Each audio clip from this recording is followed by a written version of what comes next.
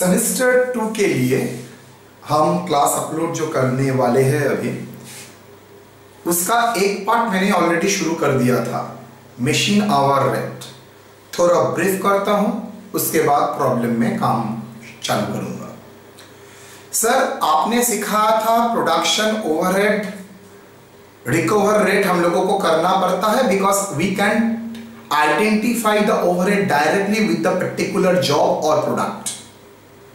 Since हम directly identify नहीं कर सकते, like direct material, direct labour, direct expenses, तो हर indirect material, indirect labour expenses को which actually not to be identified definitely, हम लोग क्या करते हैं उसको, we will just charge the overhead for a particular product on the basis of the recovery rate. तो हम लोगों को रिकवरी रेट कैलकुलेट करना है, जिसके लिए हम लोगों ने ऑलरेडी प्रोडक्शन डिपार्टमेंट का ओवरहेड रिकवरी रेट किया है। उसके बाद मैंने इंट्रोडक्शन किया है मशीन आवर रेट। दोनों में अंतर मैंने यही बोला था, प्रोडक्शन ओवरहेड में प्रोडक्शन सेंटर को, मतलब cutting department, assembly department, finishing department को माना जाता है एक एक कॉस्ट सेंटर। तो उस कॉस्ट सेंटर में कॉस्ट एक्यूमुलेट होता है और on the basis of the cost unit जो सुटेबल लगता है हम उस कॉस्ट को रिप्रेजेंट करते हैं। हो सकता है वो per hour basis of production, per unit of production, per hour of labour, direct labour rupees का प्रोपोर्शन हम लोग निकाल सकते हैं। उसके बाद आ जाता है मशीन ओवरहेड। वो क्या कुछ स्पेशल है? कुछ नहीं है। प्रोडक्शन आवर में कॉस्ट सेंटर माना जाता है प्रोडक्शन डिपार्टमेंट, और यहां पर कॉस्ट सेंटर माना जाएगा मशीन को, मशीन और ग्रुप ऑफ मशीन्स को। अगर मशीन को आप कॉस्ट सेंटर मानते हैं और ग्रुप ऑफ मशीन को आप कॉस्ट सेंटर मानते हैं, तो हर खर्चा उसी मशीन और ग्रुप ऑफ मशीन के लिए हम लोग आइडेंटिफाई करेंगे, उसी का रिकवरी रेट हम लोग कॉस्ट यूनिट के बेसिस में कैलकुलेट करेंगे। तो टोटल कॉस्ट है मेरा टोटल ओवरहेड, जिसको मैंने दो कैटेगरी में आइडेंटिफाई किया था, स्टैंडिंग चार्जेस और fixed charges, as well as variable charges और रनिंग चार्जेस। ये टोटल हुआ मेरा कॉस्ट सेंटर का टोटल एक्यूमुलेटेड आइडेंटिफाइड कॉस्ट। वो एलोटेड भी हो सकता है, अपोर्शन भी हो सकता है। अगर 3 मशीन डिपार्टमेंट काम करता है तो 3 मशीन डिपार्टमेंट के लिए अपोर्शन होगा, अगर एक ही काम करता है तो एलोकेट होगा। इसके ऊपर चर्चा हम लोग नहीं करेंगे, ऑलरेडी बहुत चर्चा कर चुके हैं। तो बात आता है हम लोगों का नेक्स्ट फेज में, जहां पर हम लोग देखेंगे जो प्रोडक्शन मशीन डिपार्टमेंट है, उस मशीन डिपार्टमेंट में हम लोग कॉस्ट सेंटर मान के चलते हैं, तो रिकवरी रेट हो जाएगा आपका क्या, मशीन आवर्स।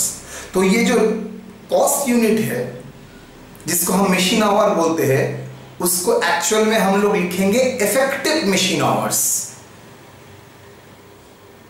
2000 घंटा काम हुआ है, 200 उसमें 200 घंटा का काम नहीं होता है, रूटीन मेंटेनेंस होता है। क्या मैं इफेक्टिव आवर बोल सकता हूं 1800 ना 2000 आवर्स? राइट, 1800 आवर्स इफेक्टिव काम। तो कॉस्ट यूनिट का जो बेसिस होगा 1800 आवर्स ही माना जाएगा, जिसका बेसिस में हम लोग आवर के बेसिस में एक्सप्रेस करेंगे कॉस्ट को। किसका कॉस्ट को? कॉस्ट सेंटर का कॉस्ट को। तो इस आवर का क्या होगा? Effective machine our. मैं लास्ट क्लास में जो किया था उसमें देखिएगा, इफेक्टिव मशीन आवर कैलकुलेट करने के लिए छोटा छोटा 3-4 प्रॉब्लम किए थे। आज का क्लास का फर्स्ट पार्ट 2 हिस्से में बांटूंगा। पहला पार्ट में देखूंगा जहां पर मुझे ये जो टोटल कॉस्ट का डिफरेंट एलिमेंट कैसे आता है उसके साथ आप परिचय कराऊंगा, थोड़ा बहुत 2-3 इलस्ट्रेशन। उसके बाद मैं डायरेक्टली चला जाऊंगा कहां पर? डायरेक्टली चला जाऊंगा मैं एक प्रॉब्लम सॉल्व में, जहां पर हम लोग वो सॉल्यूशन देखेंगे। ठीक है, चलो पहले देखते हैं इलस्ट्रेशन 1। बिल्डिंग ब्लॉक्स आपके पास गया है पीडीएफ, उसमें आप देख सकेंगे। मैं प्रॉब्लम फिर से नहीं लिख रहा हूं, डायरेक्ट वहां पर है, आप लोग चेक कर सकेंगे। ऑलवेज याद रखिएगा, पीडीएफ और वीडियो एक साथ देखिएगा। पीडीएफ अलग, वीडियो अलग देखेंगे तो समझ में कुछ नहीं आएगा। याद रखिएगा एक क्लास का एक पैकेज है, बिकॉज उस पैकेज में कुछ लिखित भी रहना चाहिए, कुछ ऑडियो भी है। ये वीडियो क्या है, substitute of presentation. Basically data तो आपके पास पीडीएफ में मैंने भेज देता हूं, और हाँ करने के टाइम छोटा छोटा प्रॉब्लम अगर यहां पर लिखता हूं तो that is in addition to that. तो चलते हैं इलस्ट्रेशन 1। हाँ, इलस्ट्रेशन 1 छोटा प्रॉब्लम नहीं, क्या बोल रहा है, from the following information calculate depreciation cost and the insurance cost per running hour. मतलब मुझे टोटल डिप्रिसिएशन कॉस्ट निकालना पड़ेगा, टोटल इंश्योरेंस कॉस्ट निकालना पड़ेगा, और प्रोबेबली मुझे इफेक्टिव आवर भी बोल दिया, यस 7000 आवर बोल रहा है, पर आवर कितना खर्चा होगा। नो प्रॉब्लम, पहले आ जाते हैं डिप्रिसिएशन। डिप्रिसिएशन का मतलब क्या होता है बेटा, डिप्रिसिएशन का मतलब होता है टोटल कॉस्ट ऑफ मशीन, मतलब including installation minus scrap estimated. अगर आज ये मशीन बेचते हैं तो कितना मिल सकता है, और आज अगर पुराना मशीन जो 10 साल का पुराना है, यूजफुल लाइफ, तो टोटल कॉस्ट मतलब क्या है 2 लाख, वो तो आएगा ही, plus installation 20,000 minus scrap 30,000 whole divided by useful life. कितना यूजफुल लाइफ, 8 years। अमाउंट कितना,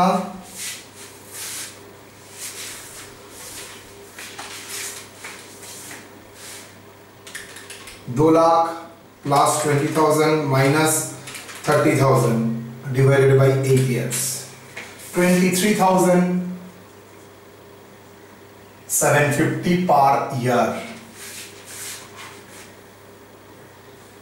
इफेक्टिव मशीन आवर कितना, 7000। एक डिप्रिसिएशन का टोटल पर एनम का cost, depreciation per hour, per machine hour क्या होगा, total depreciation per annum whole divided by effective machine hour. EMH कल भी कराया था,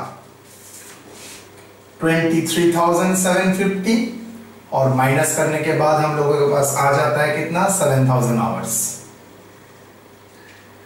डिवाइडेड बाय 7,000, तो ₹3.39 is a depreciation cost per machine our. यही तो पूछा था। दूसरा, इंश्योरेंस कॉस्ट क्या बोला है, 2% on capital cost. Very good, 2% on capital cost यहां पर बोल दिया है। देखिए अगर मशीन कॉस्ट बोलता, मशीन बोलता तो 2 लाख, कैपिटल कॉस्ट बोला है मतलब total capital expenditure on 2 lakh, वो तो होगा ही, प्लस और एक भी कैपिटल एक्सपेंडिचर था इंस्टॉलेशन, तो 2,20,000 into 2%, 4,400 per annum. Therefore, insurance cost per MHR, MHR मतलब machine hour, कितना, ₹4,400 whole divided by 7,000 hours, 0.629। Okay, तो आप लोग सीख लिए कैसे डिप्रिसिएशन यहां पर कैलकुलेट होता है, कैसे इंश्योरेंस होता है। ऐसे ही छोटा छोटा एग्जांपल आपके सामने मैंने रखा है। इलस्ट्रेशन 2, इलस्ट्रेशन 2 में बहुत एरिया कवर करेगा। Calculate the apportion expenses for a period particular machine Z from the following information. मतलब कोई एक पर्टिकुलर Z मशीन के लिए इंफॉर्मेशन दिया है, वो कैलकुलेट की करेंगे हम लोग, कितना एक्सपेंसेस अपोर्शन होगा। तो इलस्ट्रेशन 1 आई थिंक आपके लिए क्लियर है। अगर 1 क्लियर हो जाता है तो हम लोग 2 कर सकते हैं। चलिए 2 आते हैं करने के लिए।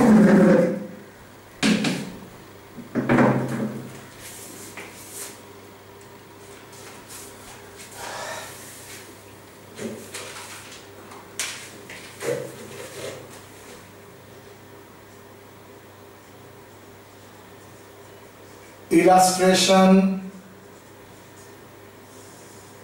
2 2 कॉलम में करेंगे। एक आइटम्स, अमाउंट, कैलकुलेशन, अमाउंट, यहां पर अगर पर एनम के बेसिस में दे दिया है तो सबको पर एनम के हिसाब से लेंगे। सर पर एनम के होगा नहीं होगा किसके ऊपर डिपेंड करेगा? आप चुपचाप देखिए मशीन आवर कौन सा बेसिस में दिया है। मशीन आवर पर एनम के बेसिस में दिया है, तो अगर मशीन आवर पर एनम का बेसिस में है तो हम लोग सब खर्चे को पर एनम में करेंगे। उसके बाद cost per hour, per machine our.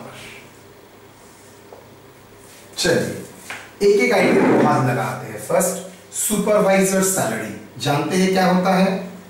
वो प्रोडक्शन नहीं करता है, वो देखता है जो लोग प्रोडक्शन का काम में इन्वॉल्व है वो लोगों को सुपरवाइज करता है। Supervisor salary. देखो क्या बोल दिया है, supervisor devote 1/4 of his time to the machine. Okay, no problem. अगर सर 1/4 टाइम डिवोट करता है तो सुपरवाइजर का टोटल खर्चा क्या है? 28,000 पर एनम। लेकिन मशीन जेड के लिए that is apportion expenses for machine Z, मतलब जो भी इंफॉर्मेशन जेड के हिसाब से। तो जेड का लिए कितना टाइम देता है? 1/4 ऑफ द टाइम। तो 1/4 80,000 28,000 पर एनम है, तो 1/4 टाइम डिवोट करता है तो 7,000 पर एनम सुपरवाइजर का सैलरी फॉर मशीन जेड। हो सकता है यहाँ पर मशीन, हो सकता नहीं कंफर्म मशीन जेड छोड़ के भी बहुत सारे मशीन्स हैं, लेकिन आपको सिर्फ जेड के लिए कैलकुलेट करने के लिए बोला है। तो अगर जेड के लिए कैलकुलेट करेंगे तो 28,000 इंटू 1/4 करने के बाद क्या आता है? 7,000। तो मशीन जेड के लिए, आई रिपीट, जेड के लिए खर्चा पर एनम का। पर आवर का खर्चा कितना? पर आवर देखिए 4,000 आवर अगर इफेक्टिव है तो पहले मैं कर देता हूं 7,000 divided by 4,000 hours. 7,000 divided by 4,000, 1.75 rupees per hour. Clear? First one एकदम देख लीजिए। उसके बाद 2 rent of the shop per month हिसाब से दिया है। आपको ये क्वेश्चन पेपर में एक इंफॉर्मेशन वीक देगा, एक मंथ में देगा, फिर से एक एनम में देगा। आपको दिमाग में ठंडा करके पहले डिसाइड करना है या मंथली करेंगे, वीकली करेंगे, ईयरली करेंगे। तो हर इंफॉर्मेशन को अकॉर्डिंगली फिगर को चेंज करते जाइएगा। अगर वीकली करना है तो मंथ को, मंथली करना है तो मंथ को ईयरली को कन्वर्ट करके मंथली कीजिए, और मंथ में दिया हुआ है तो no issue. Rent of shop,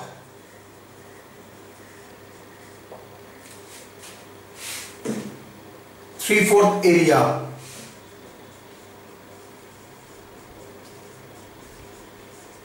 sir hold, आपने गलत किया। क्यों सर? रेंट पर मंथ का हिसाब से 12,000 है। ओके ओके ओके, मतलब इनटू 12 मंथ्स। यस सर, ये पर एनम का रेंट हुआ। अब देखिए ये मशीन कितना स्पेस लेता है? 1/3। Got it? Yes sir. तो 12,000 मंथली, ईयरली हो जाते हैं 1,44,000 डिवाइडेड बाई 3, 48,000 सिर्फ मशीन जेड का। तो वहां पर कितना होगा?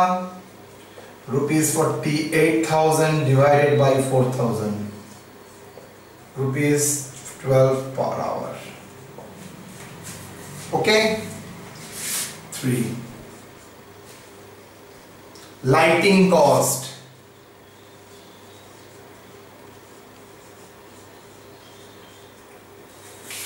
आप लोग देखिएगा, जब मैंने प्रोडक्शन डिपार्टमेंट स्टार्ट किया था वहां पर भी एक प्रोडक्शन डिपार्टमेंट से स्टार्ट करके ग्रेजुअली इंक्रीज किया। यहां पर भी पहले हम वन मशीन का कॉस्ट 7-8 प्रॉब्लम कर लेंगे, उसके बाद मल्टीपल मशीन मतलब मल्टीपल मशीन डिपार्टमेंट का खर्चा हम लोग देखेंगे। अभी तो बेसिक चल रहा है। लाइटिंग कॉस्ट कितना? Total light points 12 out of which 2 points are used for machine Z।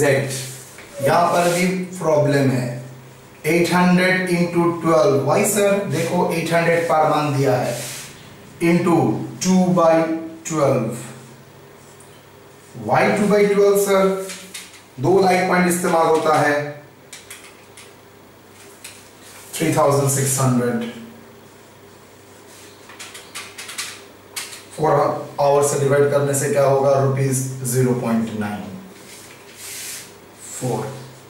चाहे तो आप फिर से लिख सकते हैं 3600 डिवाइडेड बाई 4000, मतलब नहीं है। Other factory overhead allocated,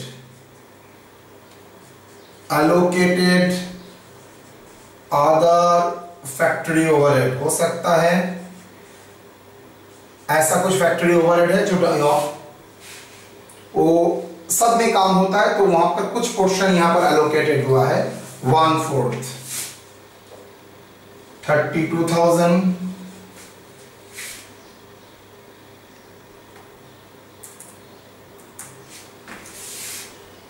into 1/4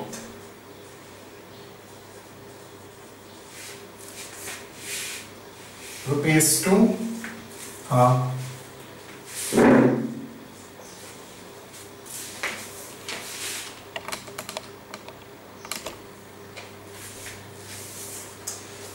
next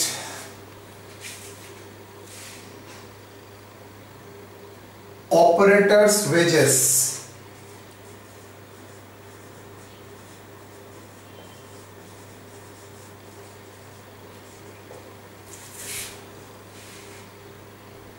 कितना? 24,000 पर एनम के हिसाब से दे दिया है, इनटू कुछ ना कुछ बोला है। Each operator is engage in the,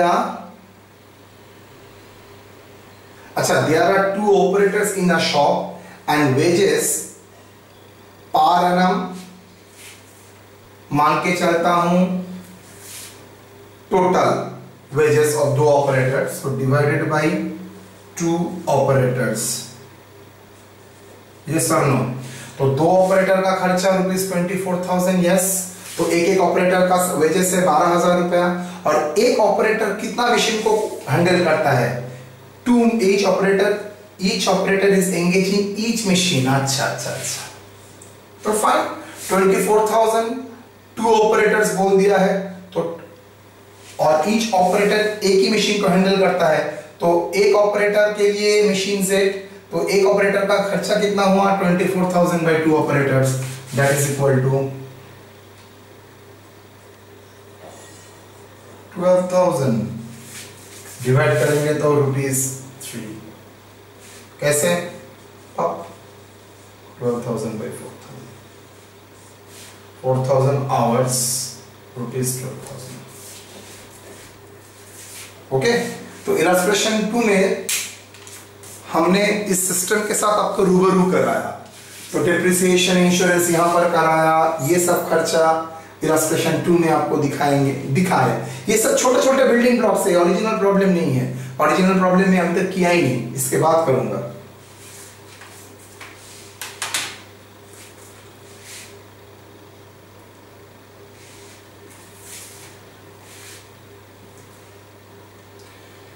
चलिए, इलस्ट्रेशन 1 हो गया, 2 हो गया।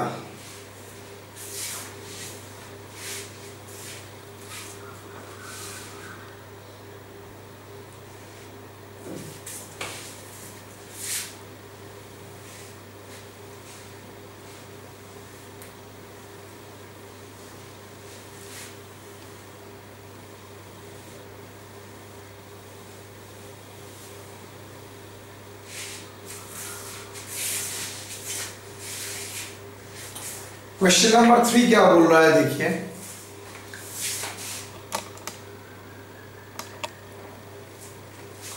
बोल रहा है इफेक्टिव मशीन आवर 4000 आवर्स पे, okay, cost of the machine 2 lakh, depreciation 20%, बहुत अच्छा किया।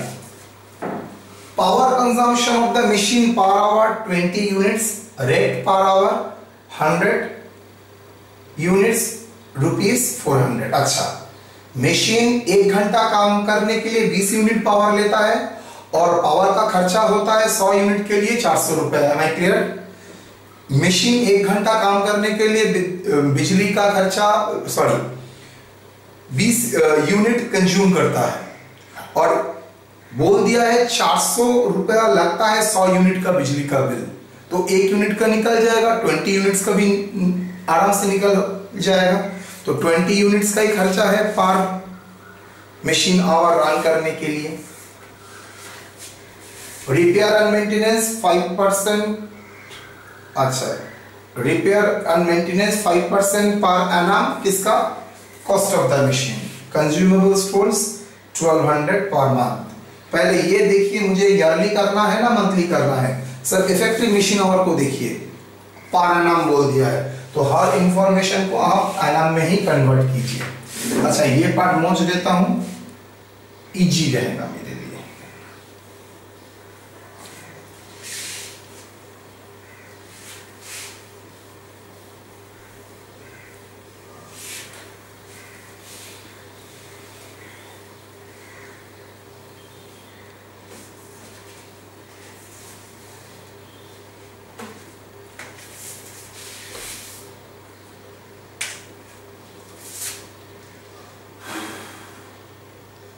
Illustration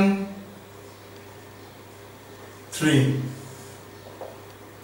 items, calculation,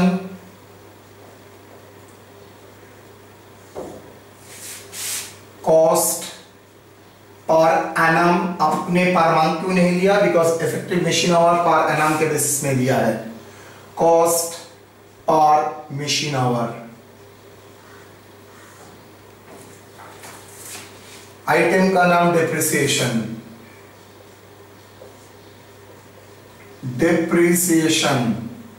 यहां पर स्क्रैप वैल्यू -10 नहीं करना पड़ेगा बिकॉज स्ट्रेट वे में बोल दिया है 2 लाख के ऊपर 20%। मैं जानता हूं इस यहां पर कोई बंदा सोच रहा है, मैं नाम नहीं बोल रहा हूं, जो सोच रहा है सर ये अगर पर एनम के बेसिस में दे दिया है तो ठीक है, 2 लाख के ऊपर 20%। अगर मान लीजिए इसको मंथली करना पड़ता है तो क्या करूंगा? इंटू 1/12। अगर पर मंथ होता है तो इंटू 12, एनम है और आपको मंथ में कन्वर्ट करना पड़ता है तो 1/12। चलिए, 2 लाख इंटू 20%। अब क्यों मोच दिए भाई? नहीं, यहां पर तो एनम में ही करना है खामा। और मशीन आवर कितना? मशीन आवर 4000, तो 40,000 रुपीज बाय 4000 आवर्स,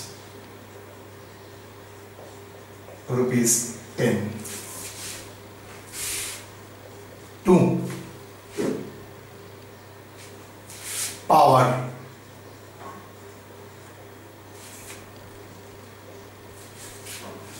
पावर बोल रहा है 20 यूनिट खर्चा होता है पर घंटा चलाने के लिए, तो 2000 कितना घंटा मशीन चल रहा है? 4000 आवर्स। एक घंटे के लिए 20 यूनिट्स कंज्यूम होता है 1 आवर के लिए। ये सर नो, तो टोटल यूनिट आ गया। खर्चा बोल रहा है ₹400 यूनिट्स। समझ में आया? फिर से 100 यूनिट का खर्चा 400 रुपया, 1 यूनिट का खर्चा कितना? 400 बाई 100, ₹4। 1 आवर काम चलाने के लिए 20 यूनिट का इस्तेमाल होता है, तो 1 घंटा चलाने के लिए कितना पावर कंज्यूम का कॉस्ट होगा? 20 यूनिट, और प्रति यूनिट 4 रुपया करके 20 × 4 80 रुपीज। आपको टोटल 4000 आवर्स मशीन को एनम में रन करना है, तो कितना होगा? 4,000 into 80, 4,000 into 3,20,000। तो पर आवर क्या होगा, सिंपल सा डिवाइडेड बाय 4,000 कीजिए, 80 आ गया। तो 3,20,000 डायरेक्ट 4,000। क्लियर? तो पावर का खर्चा मैंने टोटल निकाल लिया, निकालने के बाद आवर से डिवाइड कर दिया तो ₹80 हो गया एकदम। ये पर यूनिट का कॉस्ट हुआ, ये यूनिट कंजम्पशन पर आवर का हुआ, ये टोटल आवर हुआ। यही तो फॉर्मूला है। कितना घंटा काम हुआ है, एक घंटे के लिए कितना यूनिट कंज्यूम होता है, और एक यूनिट का खर्चा क्या है, रुपीस पर यूनिट। 3। बुक में क्या हुआ, बुक में देखिए, मुझको मत भूलिए, रिपेयर एंड मेंटेनेंस। बुक में तो आज से 15 साल पहले भी जो टेरिका का सोल्यूशन था, आज भी वही सोल्यूशन चला रहा है। नो इनोवेशंस, एकदम एक। और प्राइवेट ट्यूटर भी सेम ही चलाएंगे। नो इनोवेशन, जो बुक में है वही एकदम कॉपी, नो चेंज। हटाइए, I am less concern about that. 5% on how much, 2 lakh. Normally आप प्रॉब्लम में देखेंगे, प्रॉब्लम में आप क्या देखेंगे, 5% on 2 lakhs। Repair and maintenance का खर्चा दे देता है, लेकिन मैं यहां पर आपको करने के लिए दे रहा हूं। 5% पर annum, तो यस सर 10,000, तो 10,000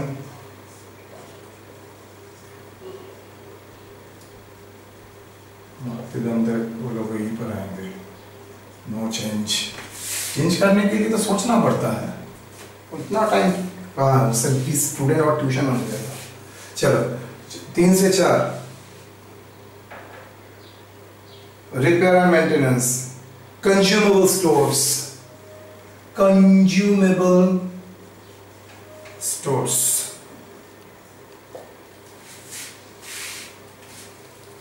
कंज्यूमेबल स्टोर्स 1200 प्रति महीना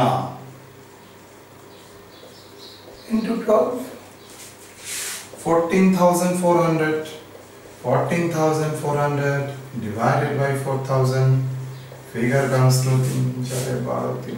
3.8।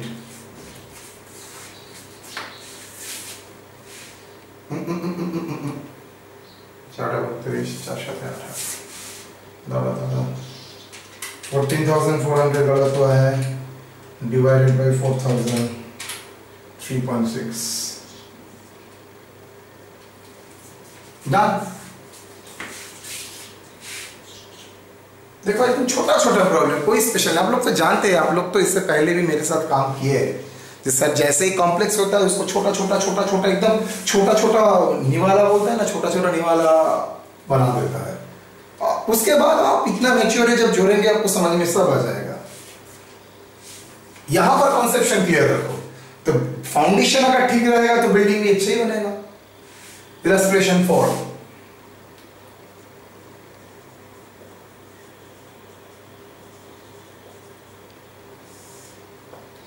चलो जी क्या होता है, अच्छा अच्छा प्यारा सा नन्हा सा सम। 1 2 3 में कॉमन इशू है, तीनों में ही मशीन आवर दे दिया था, खर्चा भी मोर और लेस दे दिया था, मंथली और ईयरली इधर उधर डिवाइड करना पड़ा और प्रोपोर्शन करना पड़ा। क्वेश्चन नंबर 4 में ना मशीन आवर बोला है ना खर्चा बोला है, दोनों ही निकालना पड़ेगा। दोनों ही निकालने के बाद आंसर बोलेंगे। क्या है क्वेश्चन वो देखिए। Normal working hour per month पर ऑपरेटर बोल दिया है 220 आवर्स, एब्सेंट विदाउट पे। अच्छा कुछ फ्लेवर आ रहा है, फर्स्ट क्लास में ऐसा कुछ किए थे। 20 आवर्स, लीव पर विथ पे per month 20 hours, normal idle time 20 hours. एक चीज याद रखिए, भले काम ना हो आपको पेमेंट करना पड़ेगा, लेकिन सर जो लीव के लिए पेमेंट ही नहीं होगा उसको लेंगे ना। उसके बारे में नहीं बोल रहा हूं। अगर नॉर्मल वर्किंग आवर 220 घंटा है तो 100% आपको 220 घंटे का ही पेमेंट करना पड़ेगा। लेकिन सर आउट ऑफ 220 में तो 20 आवर ऐसा है जो विदाउट पे में वर्कर लोग लीव ले लेते हैं, तो उसके लिए क्या पेमेंट होगा? नो, बिकॉज उस टाइम तो वर्क भी नहीं होता है। यस, मैंने बोला था वर्क होने और ना होने के साथ पेमेंट का कोई रिलेशन नहीं है। पेमेंट जो कॉन्ट्रैक्ट हुआ था उसी हिसाब से आपको मिलेगा। मतलब जितना आवर वर्किंग का अवेलेबल है आप काम करते हैं ना मेंटेनेंस करते हैं, आपका पर्सनल इशू। अगर वर्कर अवेलेबल है 220 घंटा तो पेमेंट 220 घंटा का ही होना चाहिए। जिसमें बोल रहा है 20 घंटा तो सर आपने ही काम नहीं किया, जाहिर सी बात है। अगर आप काम नहीं करते तो आपका पेमेंट होगा और नहीं होगा सर देखना पड़ेगा। अगर मेरा छुट्टी के बाद भी मुझे सैलरी मिलता है कैजुअल लीव तो उसमें नो इशू, लेकिन मैं अगर छुट्टी लिया, मेरा अगर तनख्वाह काट दिया तो उसके लिए मुझे सैलरी नहीं मिलेगा। मतलब लीव दो प्रकार का हुआ, विथ पे, विदाउट पे। अगर एक दिन भी नहीं जाते हैं आप तो आप विदाउट पे होंगे, आपको पैसा नहीं देगा। अगर नहीं जाते हैं तब भी आपको पैसा देता है, आप भाग्यवान हैं। तो वो सिचुएशन में पेमेंट में वो आवर आएगा, इवन काम नहीं हो रहा है। मैंने बोला था ना काम के साथ पेमेंट का कोई रिलेशन नहीं है। मतलब इस तरीके का प्रॉब्लम के लिए। चलिए इलस्ट्रेशन 4 क्या बोल रहा है?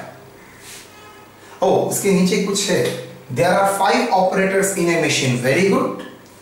And the average wage rate per day 4 hours 8 hours is ₹40। मतलब पर आवर का निकल जाएगा 5 रुपया। कैसे? अरे ₹40 8 घंटा काम करने से मिलता है, 1 घंटा काम करने के लिए 5 रुपया ही मिलेगा। Production bonus 10% on direct wages, calculate the total wages. तो पहले वेजेस तो निकालते हैं, तो उससे सबसे पहले note 1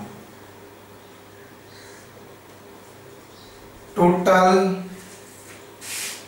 hours to be paid, कितना आवर के लिए पेमेंट करना पड़ेगा, and total wages.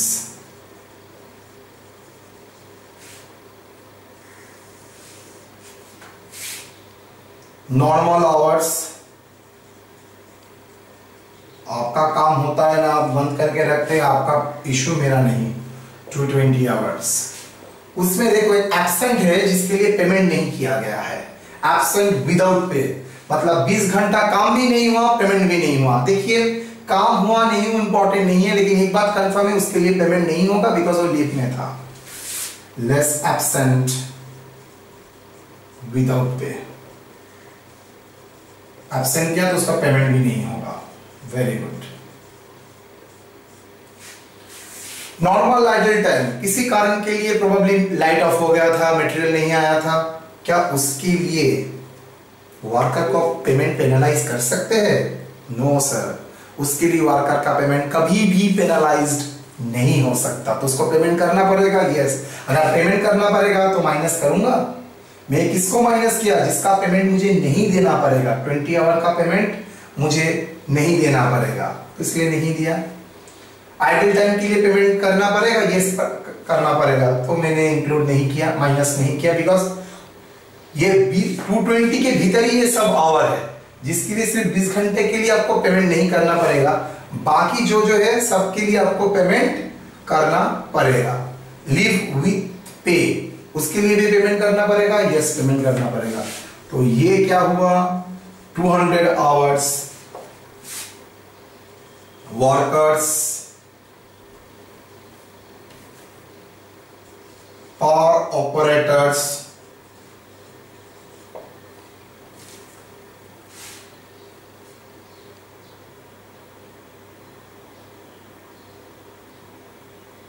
paid for 200 hours. There are 5 operators.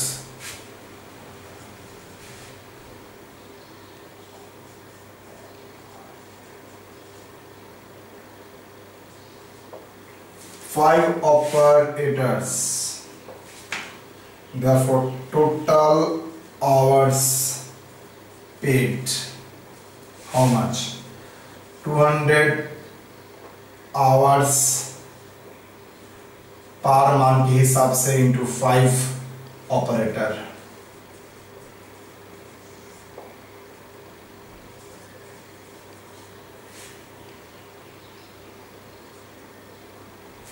$10,000 per month. Agree?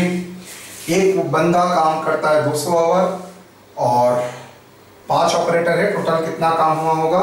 1000 hour. Therefore solution total wages, उसमें बेसिक वेजेस कितना?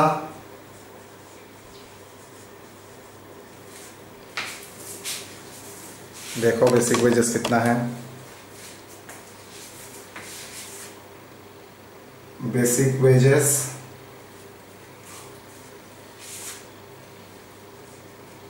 1000 आवर्स into ₹40 by 8,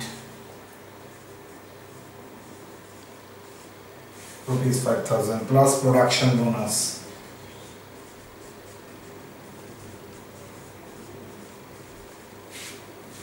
कितना production bonus? Production bonus 10%। Basic wages और direct wages. Okay, total wages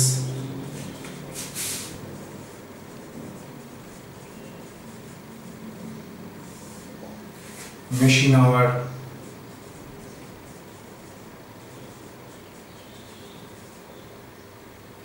बस जरूरी है। Machine our तो आप जानते ही है, लास्ट में किया ही है। 220 से 20 माइनस 20 मतलब 160 इज द मशीन आवर। वो एक ऑपरेटर का, यस, 160 इंटू 5 800। तो 5500 से अगर 800 आवर्स से इफेक्टिव आवर्स से डिवाइड कर देते हैं तो आपके पास पर आवर हो जाएगा। ओके, मैं इतना तो नहीं पूछा था, टोटल वेजेस पूछा था, कर दिया। डन। चलो इलस्ट्रेशन 1 2 3 4 हो गया। अब हम लोग एक फुल लेंथ का प्रॉब्लम देखेंगे जो इलस्ट्रेशन 5 में है। ये पूरा कॉपी कर लो, उसके बाद 5 में आते हैं।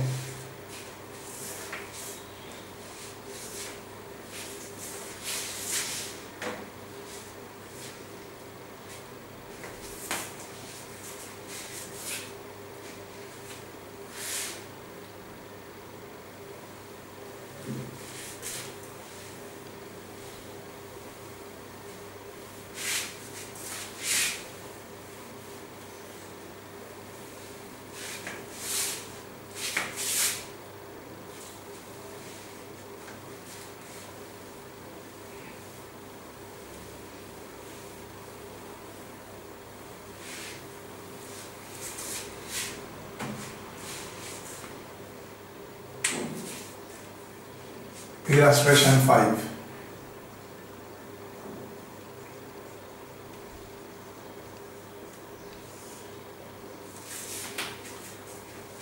क्या करेंगे? Computation of machine hour rate।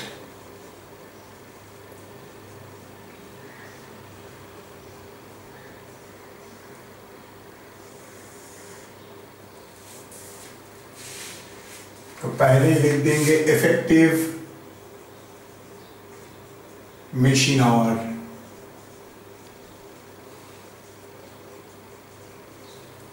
वो मुझे कैलकुलेट करना पड़ेगा वर्किंग में, बाद में आते हैं।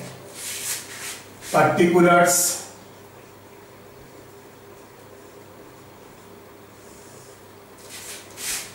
कैलकुलेशन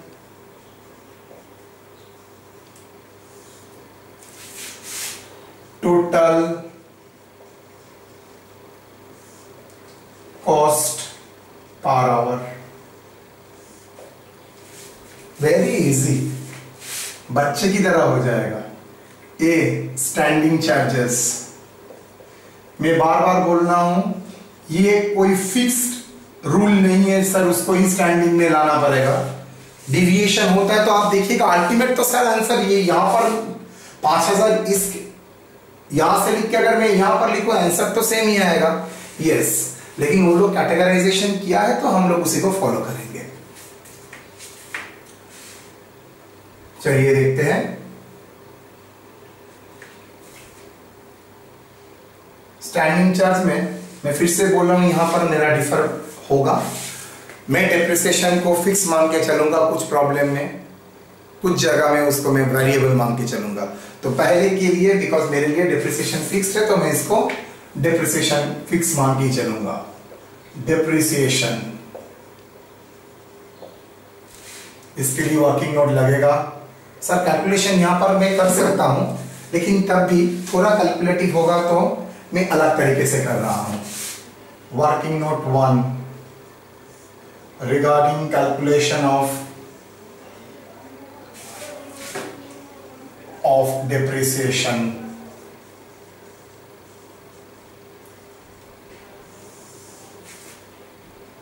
Total cost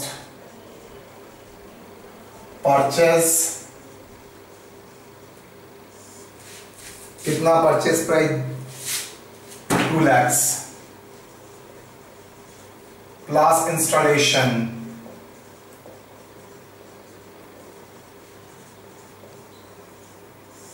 2,20,000,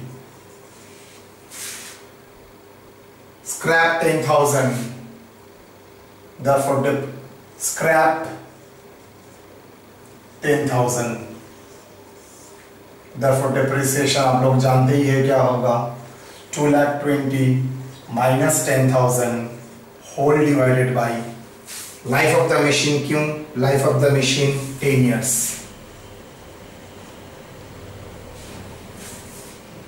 कितना?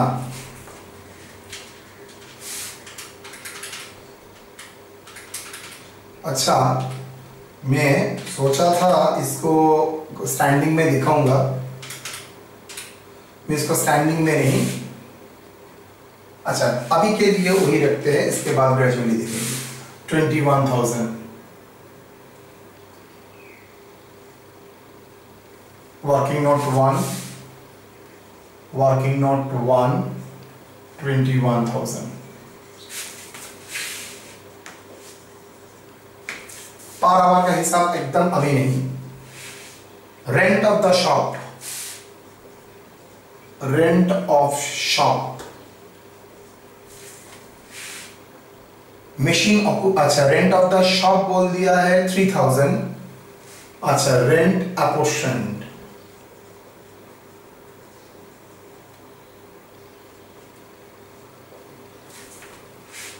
3,000। सर पहले ये देख लीजिए यहाँ पर इफेक्टिव आवर कितना बोल दिया है, ईयरली बोला है, कैसे पता चला? लास्ट लाइन देखिए, machine operators work for 48 hours per week of 52 weeks in a year, मतलब ईयरली डेटा। अच्छा सर ये जो रेंट दिया है वो पर मंथ ना पर एनम, आप देखिए रेंट के बगल में ही लिखा है रुपये, नहीं 3,000 के बगल में लिखा है पर मंथ। सर अगर कुछ नहीं लिखता है, जो मर्जी चाहे करिए, नोट दे दीजिए 3,000 rupees, 3,000 into 12 month into 1/3। Y?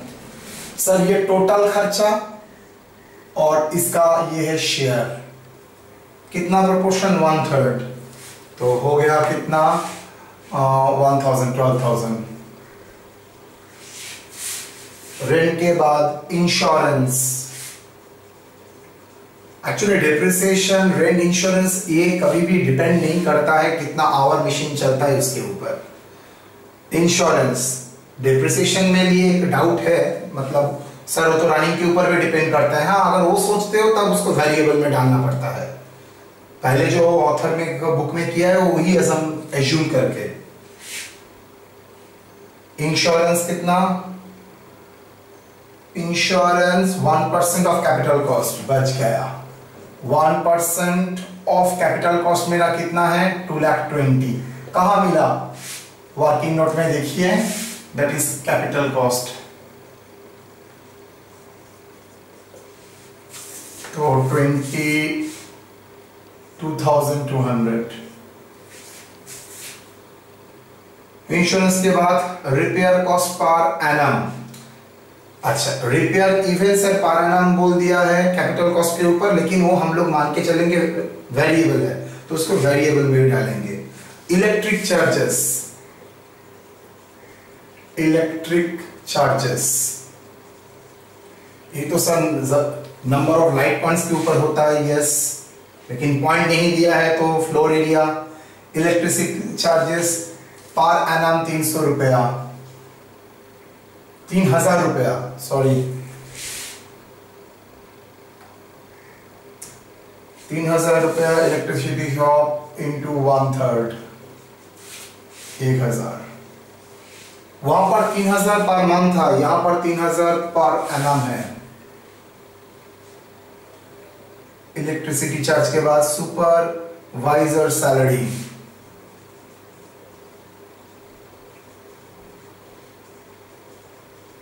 ये स्टैंडिंग में भी जा सकता है, ये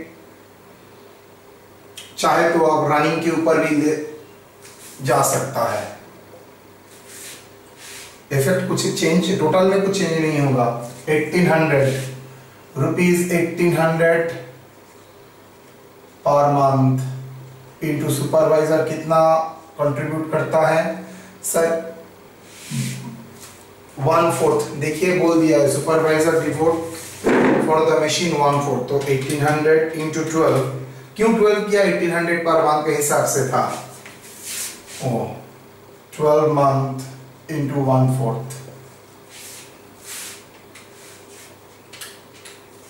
5400।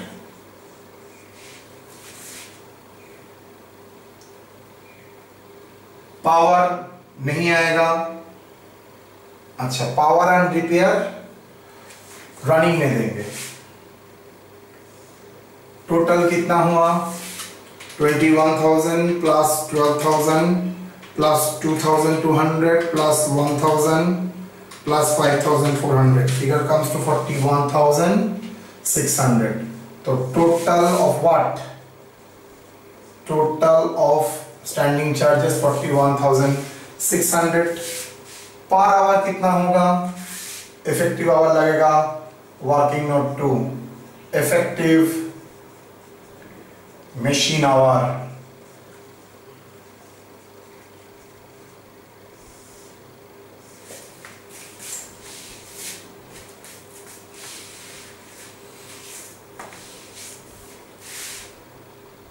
फर्स्ट क्लास का बुद्धि लगा के इफेक्टिव मशीन आवर भी आपके पास आ जाएगा। देखिए लास्ट पैराग्राफ में लिखा है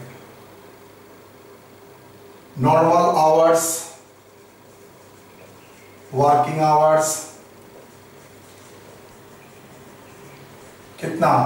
48 आवर्स इंटू 52 वीक्स। ऐसा एक प्रॉब्लम किया था ना, देखना 48 इंटू 52, 2496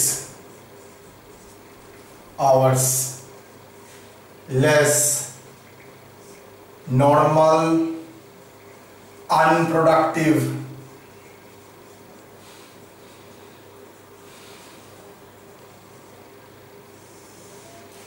नॉर्मल अनप्रोडक्टिव टाइम कितना? नॉर्मल अनप्रोडक्टिव टाइम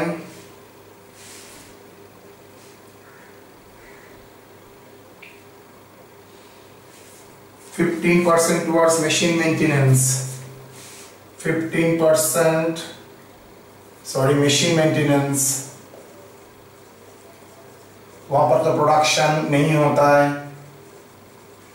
कितना? 15% ऑफ मशीन मेंटेनेंस, तो 15% of 2496,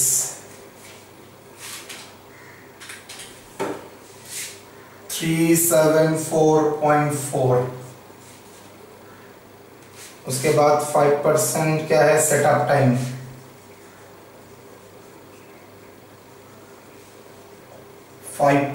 of 2469, 2469 into 5%, 123.45। Therefore effective machine hour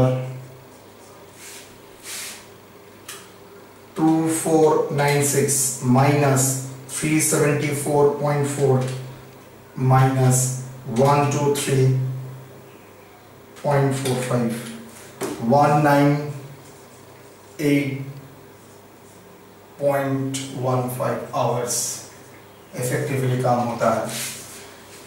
तो टोटल स्टैंडिंग चार्जेस 41,600 और इफेक्टिव मशीन आवर 1998.15 आवर्स। तो बेटा आप लोग आराम से बोल सकते हैं व्हाट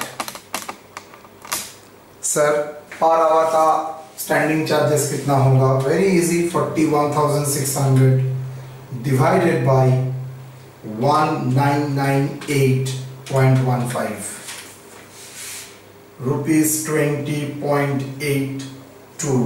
कैसे आया चलिए थोड़ा ब्रैकेट में वर्किंग में दिखा देते हैं।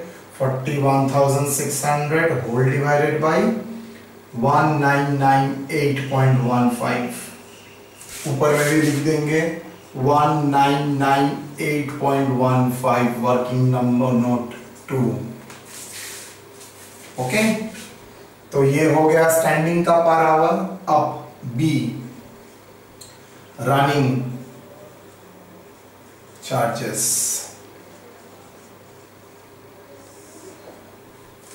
कोई यहां पर बुक में तो 100% देखेंगे डिप्रिसिएशन यहां पर लेता है, मैं यहां पर डिप्रिसिएशन स्टैंडिंग में लेता हूं, कोई भी इंपैक्ट नहीं आएगा, आंसर सेम ही आएगा। क्या है पावर, फर्स्ट आइटम पावर। क्या बोला है power, rate of power charges 100 unit बोल दिया है और 1 आवर रन करने के लिए 16 यूनिट्स का पावर कंज्यूम होता है। देखिए कुछ देर पहले इलस्ट्रेशन नंबर 3 में हम लोग किए थे 1998.15 आवर्स आपका मशीन इफेक्टिवली चलता है, मैं मान के चलता हूं, इनटू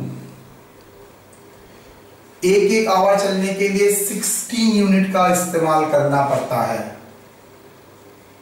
इनटू तो मशीन रन करेगा, काम करेगा इतना आवर्स, और ये भी मान के चलता हूं मेंटेनेंस एंड सेटअप के लिए कोई पावर का इस्तेमाल नहीं होता,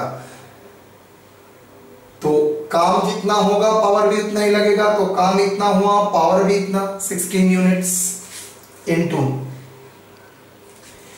खर्चा क्या बोल रहा है ₹400 for 100 units power. Got it. तो 1998.15 इंटू 16 इंटू 400/100 कितना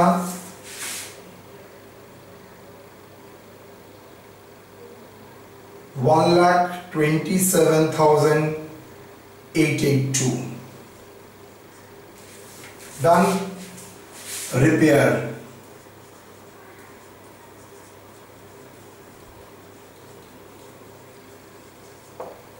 कितना पावर खर्चा हुआ 1998.15 आवर काम हुआ। हर आवर काम करने के लिए 16 यूनिट पावर लगता है, 1 यूनिट के लिए पावर का खर्चा कितना है 4 रुपया, तो मल्टीप्लाई कर दीजिए।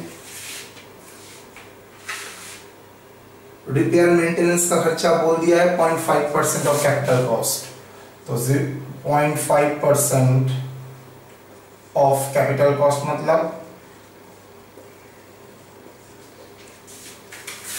220,000 इंटू 0.5% 1,100।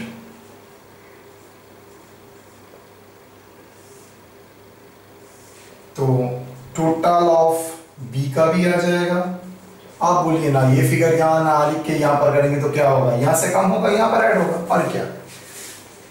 टोटल बी का 1,27,882 प्लस 1,100, टोटल कितना हुआ 1,28,982। मैं सिर्फ एक बार चेक कर लेता हूं 1998.15 इंटू 16 इंटू 4 1,27,882 एकदम एक्जैक्टली ठीक है। तो सी टोटल मशीन ओवरहेड, सर इसका भी पर यूनिट आएगा, व्हाई नॉट। 128,982 डिवाइडेड बाय 119 107.15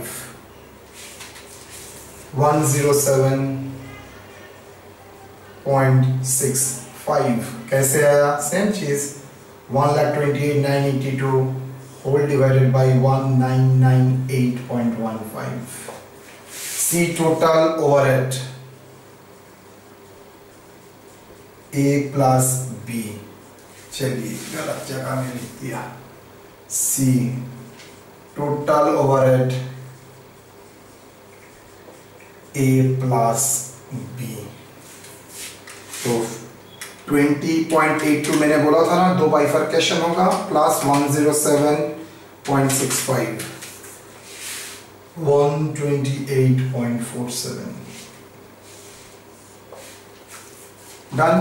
तो इसका टोटल कॉस्ट आ गया, इसका टोटल कॉस्ट आ गया, देन पर आवर निकाल लीजिए, आंसर हो गया एकदम, झमेला ही नहीं है। एक प्रैक्टिस होता है, दैट इज रनिंग कॉस्ट को क्या करते हैं, पर आवर के हिसाब से दिखा देते हैं, कुछ प्रॉब्लम नहीं है। आप पर आवर के हिसाब से अगर जोड़ते तब भी ये फिगर क्या आता, 107.65 ही आता। ओके सर, ये यहां पर लिखने का जरूरत है ना, मेरे पास जगह नहीं था, रफ के लिए मैंने यहां पर दिखाया। डन। तो मेरा फिगर कौन सा होगा, मेरा सर दो फिगर होगा, एक स्टैंडिंग का और ये एक वेरिएबल का, करने के बाद ये टोटल, ये इसका जरूरत नहीं है, वो हम लोग रफ में करके यहां पर दे देंगे। ठीक है, तो इलस्ट्रेशन नंबर 5 ध्यान से देखिएगा, इस बार के लिए वेरी इंपॉर्टेंट है क्वेश्चन, वेरी इंपॉर्टेंट। मतलब ये क्वेश्चन नहीं, इस तरीके का मशीन ओवरहेड निकालने के लिए एक कंसेप्शन छोड़ के आपके पास पूरा ओवरहेड का कंसेप्शन ऑलरेडी मौजूद है। अब 2 दिन हम लोग क्या करेंगे बोलो तो, हर डे 2 प्रॉब्लम करेंगे, बस ये कंसेप्शन क्लियर हो जाएगा।